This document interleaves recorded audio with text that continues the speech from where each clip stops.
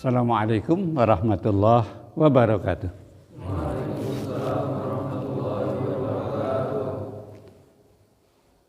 Alhamdulillahi rabbil alamin wa bihi nasta'in wa ala umuri dunya waddin. Wassalatu wassalamu ala asrafil anbiya'i wal mursalin wa ala alihi wa sahbihi ajma'in. Segala puji marilah bersama-sama kita aturkan, kita sanjungkan kehadirat Allah Rabbul Alamin, ya. Zat yang maha agung, zat yang telah menciptakan alam semesta dan seisinya, ya. Zat yang mengatur alam semesta dan seisinya, ya. Zat yang menguasai dan memiliki alam semesta, dan juga zat yang memberi rezeki kepada semua makhluk yang ada di alam semesta, ya. Shalawat salam mudah-mudahan juga semoga selalu dicurahkan kepada junjungan kita Nabi Agung Muhammad Sallallahu Alaihi Wasallam beserta para keluarganya, para sahabatnya, dan orang-orang yang berusaha mengikuti sunnah-sunnahnya. Pada pagi hari ini kita memang patut bersyukur kepada Allah karena kita bisa menjalankan ibadah yang terpenting dan terhebat, yaitu ibadah apa? Sholat. Terlebih lagi sholat subuh. Terlebih lagi sholat subuh berjamaah. Lebih hebat lagi di masjid.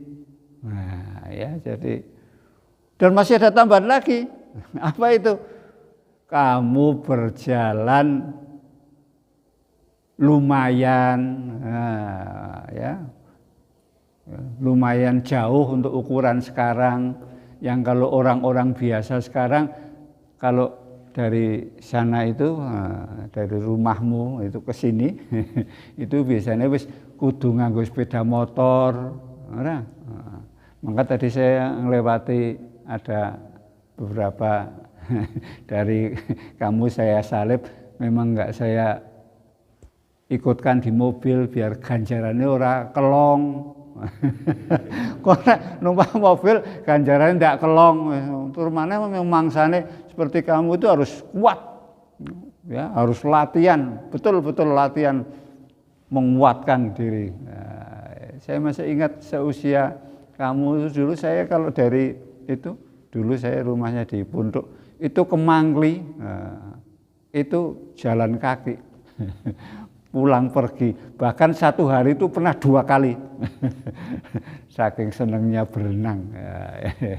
Tapi kalau sekarang kan orang ngeman-eman kaki, ya, melaku sidik wis ora gelem, lah itu malah tidak sehat. Ya. Maka pada kesempatan ini, ya, kita ingin sedikit membicarakan masalah tadi itu sholat. Ya. Di dalam kitab Himpunan Putusan Tarjih, di sana disampaikan, dituliskan tentang masalah kaifiyah sholat. Ya. Bismillahirrahmanirrahim. Idza qumta ila sholat fakul Allahu Akbar. Nah, bila kamu hendak menjalankan sholat, maka bacalah Allahu Akbar. Nah, jadi ini kaifiyah pertama. Sholat itu harus dimulai dengan takbir Allahu Akbar. Nah, ya. Ya, untuk penjelasan bagaimana cara takbirnya nanti berikutnya. Ya. Kemudian yang kedua adalah mukhlisun niyatika lillah. Dengan ikhlas niatmu karena Allah. Jadi ini yang utama saya sampaikan ya, yang untuk kali ini.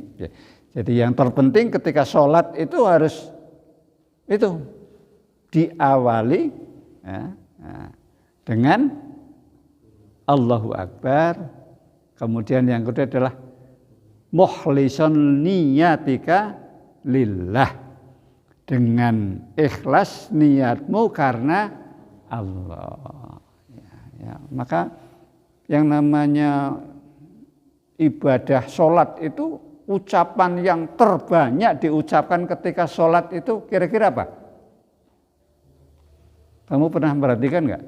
Sholat itu ucapan yang terbanyak diucapkan itu apa? Apa? Allahu Akbar. Nah, awal Allahu Akbar, kemudian setiap nanti berubah gerakannya itu mengucapkan juga Allahu Akbar ya, dari takbir. Kemudian kita mau ruku itu juga Allahu Akbar ruku. Nah, ya. Nanti dari ruku ke atas, sami Allahu liman hamidah. Nah, kemudian mau sujud juga Allahu Akbar. Dari sujud mau duduk di antara dua sujud Allah, terus ketika berubah itu adalah ucapannya Allah Akbar. Ya karena itu dikembalikan lagi bahwa kita ini setiap saat diharapkan itu satu yang paling penting apa? Mengagungkan Allah. Ya, Allah itu sudah sebetulnya sudah maha agung, sudah maha tak terbayangkan hebatnya. Nah kita ini harus memuji Allah. Nah, karena Allah memang luar biasa. Allah itu maha luar biasa. Kalau kamu mau tahu Allah itu nggak usah mikir Allahnya, ya. Kita nggak akan sampai kalau mikir Allah itu nggak sampai. Lowong mikir ciptaannya Allah saja manusia sampai detik ini belum sampai semuanya, apalagi semuanya. Mungkin hanya 1/10-nya itu belum ada. Nah, ya maka di dalam surat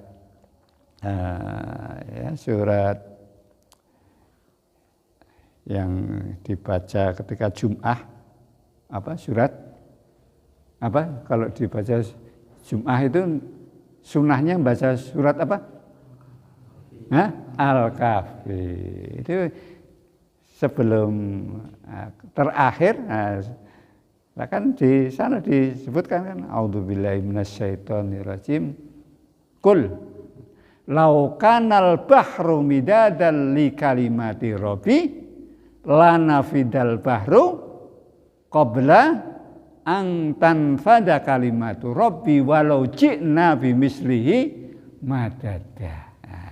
Katakanlah Muhammad, seandainya laukanal bahru, seandainya lautan itu, air di lautan itu dijadikan tinta untuk menulis ilmu Allah, kalimatnya Allah, ilmunya Allah, maka lautan itu semuanya, samudra di dunia ini tidak akan mungkin bisa mampu menulis ilmunya Allah.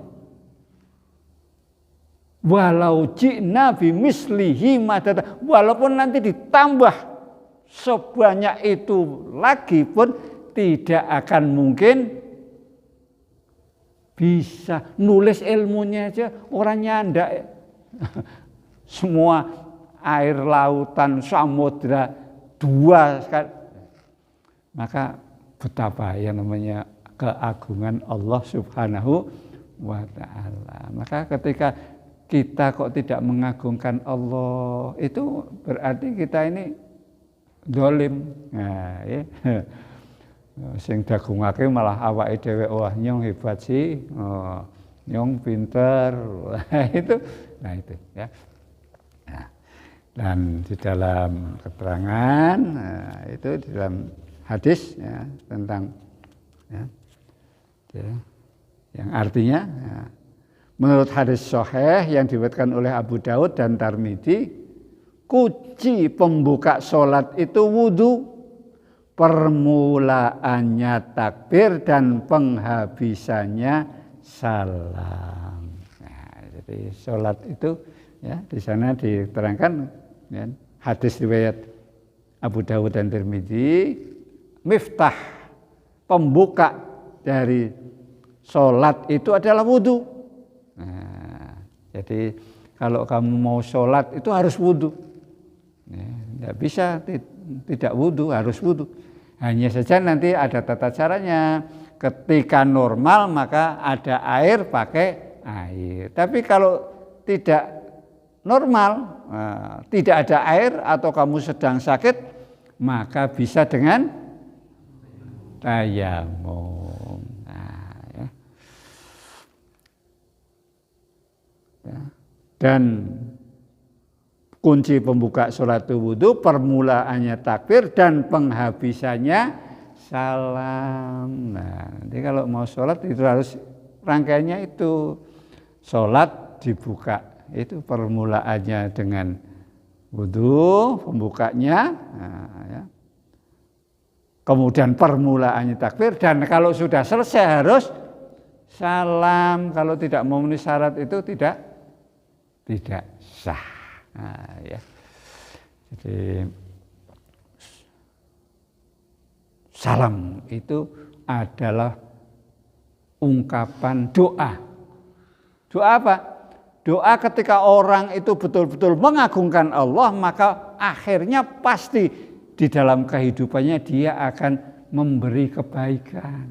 Nah, hanya orang yang mengagungkan Allah saja yang nanti di dalam kehidupannya itu akan membawa keselamatan, membawa rahmatnya, dan membawa barokahnya Allah Subhanahu wa ta'ala. Karena nanti akan diberi oleh Allah. Kalau orang betul-betul mengagungkan Allah, dia akan diberi kekuatan untuk menyelamatkan.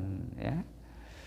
Dan yang namanya menyelamatkan itu adalah haknya Allah. Memang yang mampu itu Allah. Kalau Allah tidak menyelamatkan, kita tidak akan selamat.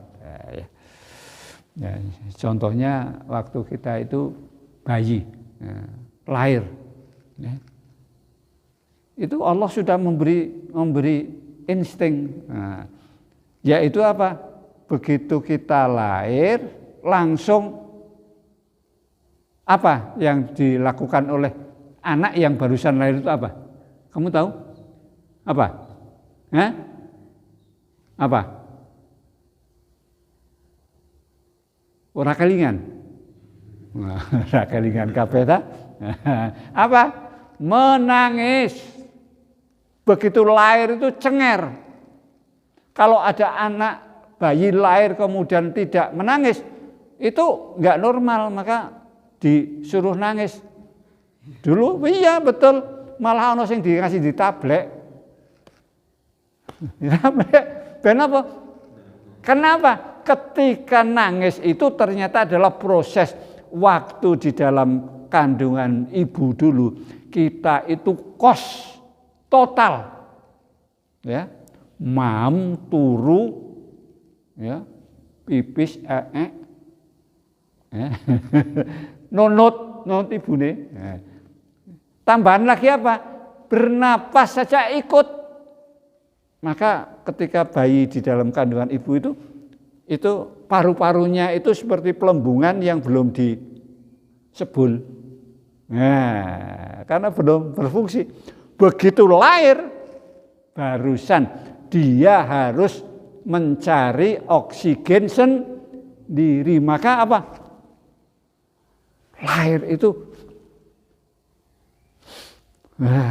megar, butuh nek sumpek banget kan napas. Nah, bayi itu napas pertama maka dia kaget, nangis.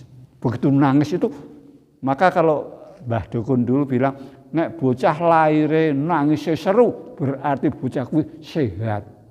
Apa? Karena napasnya paru-parunya. Nah, itu ya.